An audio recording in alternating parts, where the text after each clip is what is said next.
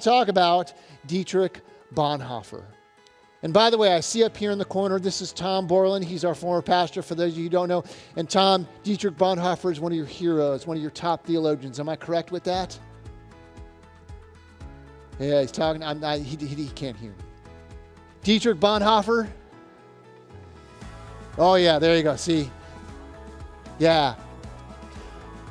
Dietrich Bonhoeffer was in Germany. Famous German theologian, one of the top theologians certainly of the 20th century. And you see right there, he came to America from June 12th to July 7th, 1939. Those of you who know your history, in September of 1939, actually Germany invaded Poland and World War II started. But before the invasion, there's all kinds of things going on with Hitler and the Nazis that lead up to that war. And Bonhoeffer, he's not dumb. He sees the writing on the wall. He knows that all this activity is leading to war. By the way, he had a brother-in-law who was Jewish. So you can bet he knew all of what was going on and saw the war that it was going to lead to. He's about 30 at this time, and his mother wants him to get out of Germany. Well, he's a great scholar, so he gets himself a teaching appointment at this place right up here. You see right up here. It is Union Theological Seminary in New York City. And by the way, that's Broadway, the very, very top of Broadway, the very, very top of Manhattan. In fact, the next building up there beyond the seminary is actually Harlem. If for those of you who know your New York City geography. Very, very, very top. So he gets a teaching appointment there, and he thinks, hey, I've gotten out.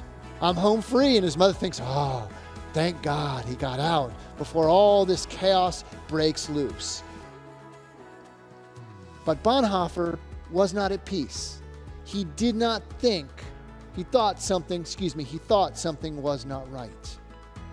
So he did at least three things. Number one, he worshiped. We have his diary. We know in detail what he did. He worshiped at Riverside. That's the church there on the left. And he worshiped at Broadway, of course, Presbyterian Church. Of course, a great scholar would worship at a Presbyterian church, right? Now, I'm just saying. So he worships at Riverside. He worships at Broadway Presbyterian Church. He worships with the people of God. We know from his diary that he did Bible reading and study. And by the way, this is the library at Union Theological in New York. He writes in his diary, today I read by chance 2 Timothy 4, do thy diligence to come before winter. Paul's petition to Timothy. Timothy is to what? Share the sufferings of the apostle. So he's worshiping, he's doing Bible reading and study, and we also know of his prayers. God, grant me in the next few weeks clarity about my future. Now, you know from the dates I put up earlier that eventually Bonhoeffer went back to Germany right before war broke out. And again, he knows what's going to happen. It's no mystery. Why? Why would you go back to an oppressive leader and a war-torn or a country that's actually just about to go to war? Why would you do that? Well, Bonhoeffer, through his discernment, decided this was the will of God. What does he write in his diary? I cannot imagine that it is God's will for me to remain here, that is in America. I must travel at the first possible opportunity. Why did he do this? He writes, I've made a mistake in coming to America. I must live through this difficult period of our national history with the Christian people of Germany. And so again, you saw from the dates on July 7th, he got out and took a ship back to Germany. And by the way, if you continue to read his story, there's all kinds of biographies out at this point in time. He played a pivotal role in the resistance or the church's resistance to Hitler.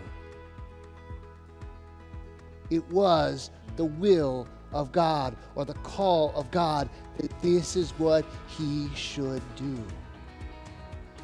Now, if he was thinking in rational terms, there's no way he would have done that, right? Why go back to this country that's about to go to war? Duh. But because he was worshiping, because he was doing Bible reading and study, because he was in prayer, he knew it wasn't right for him to be here. And so he goes back and plays again a pivotal role in the war. Friends, I think that puts the call on us to be doing those things. That is worshiping, praying, studying. Friends, giving yourselves as a living sacrifice unto God. This is how we know what is the will of God for us. Let's pray.